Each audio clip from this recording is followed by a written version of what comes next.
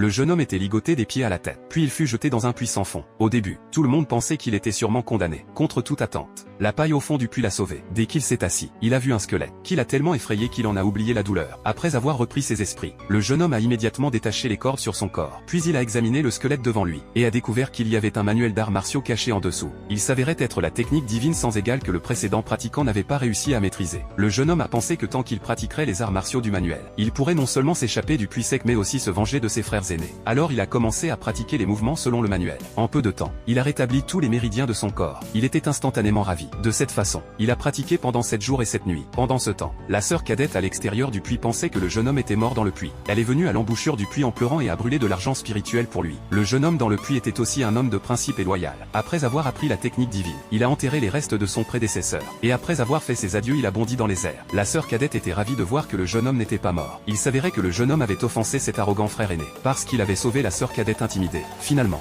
il a été jeté dans le puits, contre toute attente. Il a appris la technique divine sans égale grâce au malheur. À ce moment, la sœur cadette lui a dit que leur maître était sorti de sa retraite, et avait ordonné à tous les disciples de la secte de s'affronter lors d'un concours d'arts martiaux. Le gagnant pourrait participer au tournoi national d'arts martiaux organisé par la reine. Après avoir entendu cela, le jeune homme a senti que son moment de réhabilitation était arrivé. Puis lui et la sœur cadette se sont rendus ensemble sur le lieu du concours. Quand le frère aîné a vu le jeune homme, il a cru voir un fantôme. Ce n'est qu'en voyant son ombre au sol qu'il a réalisé qu'il n'était pas mort. Tout le monde pensait que le jeune homme était toujours aussi peu doué en arts martiaux qu'avant. Le frère cadet a suggéré que le frère aîné affronte le jeune homme lors du concours. De cette façon, il pourrait tuer le jeune homme ouvertement et légitimement pendant le match. Il ne savait pas que le jeune homme possédait désormais des arts martiaux inégalés. Le maître les a exhortés à ne pas se faire de mal pendant la compétition. Contre toute attente, le frère aîné a utilisé une technique mortelle comme premier mouvement. Alors que tout le monde pensait que le jeune homme allait sûrement mourir, le jeune homme a facilement esquivé l'attaque. Puis d'un coup de paume, il a mis le frère aîné à terre. En voyant cette